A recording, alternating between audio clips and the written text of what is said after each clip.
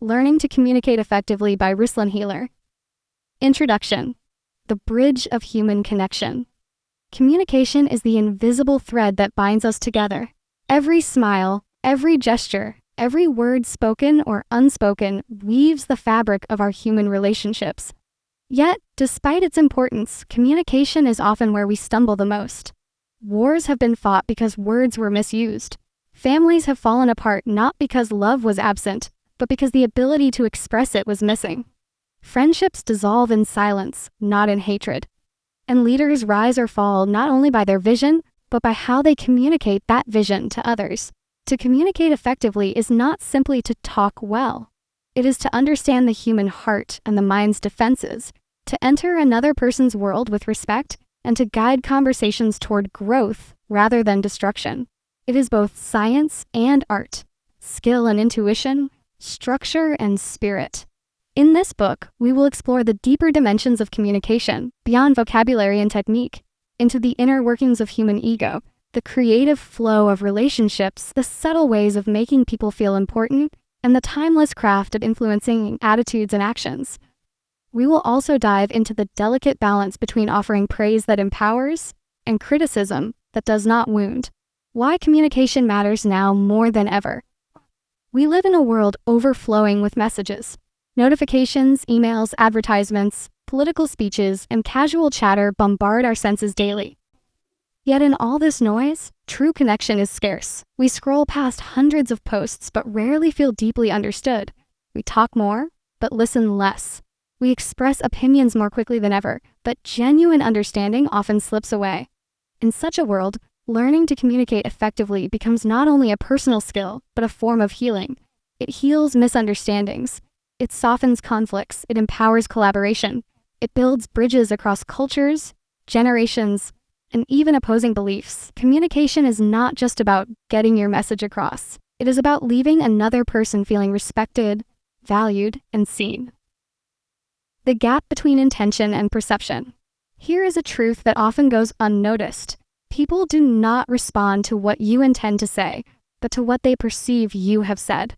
Imagine a husband telling his wife, "Why don't you ever relax?" His intention may be to encourage her to take a break, but her perception may be criticism. "You think I am always stressed. You don't value what I do." Conflict arises not from the words themselves, but from the gap between intention and perception. To master communication is to become aware of this gap. It requires us to look beyond what we mean to say and ask, how might this be received? What lens might the other person be using to hear me? This awareness transforms ordinary speech into conscious dialogue. Communication as both skill and healing. Too often, communication is taught like a toolbox. Learn these techniques, use these words, follow these steps. But communication is more than mechanics. It is an act of relationship. It is how we reveal ourselves and how we invite others to reveal themselves. It is a form of healing when used with sincerity. Think of the last time someone truly listened to you. Not waiting to reply, not judging, just listening with full presence. Didn't you feel lighter, safer, more alive? That is the healing power of communication. Conversely, think of a time when you were misunderstood, dismissed, or harshly criticized. Didn't it leave an invisible scar?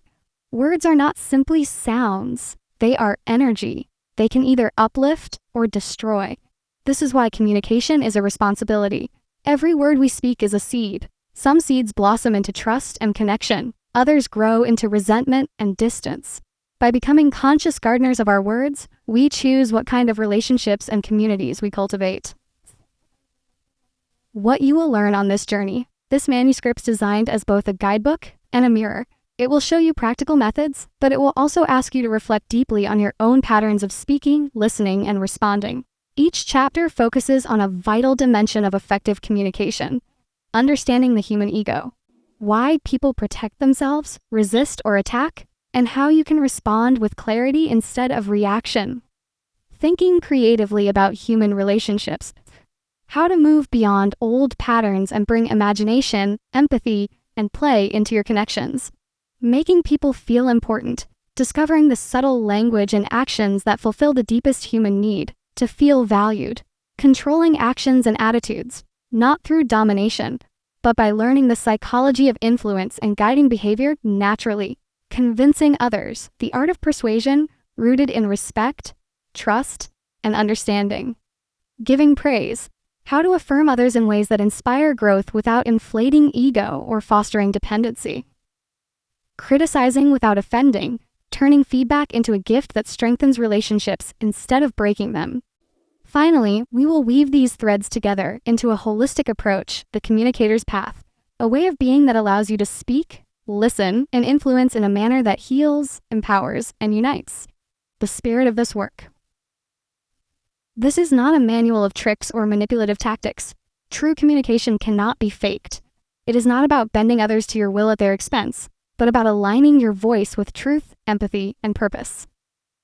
Yes, we will study influence and persuasion, but always with the guiding principle: leave people better than you found them. As you move through these chapters, you will notice that communication is less about what to say and more about how to be. The words are important, but they flow from your state of awareness, your respect for others, and your willingness to listen as much as you speak. An invitation. So I invite you to walk this path with me. Read not just with your mind, but with your heart. Reflect on your own experiences, the arguments that could have gone differently, the praise that changed your life, the times you wished you had spoken up but remained silent. These are not just memories, they are teachers. By the end of this journey, my hope is that you will not only learn techniques of communication, but you will also embody a new presence, one that makes others feel understood, valued, and inspired.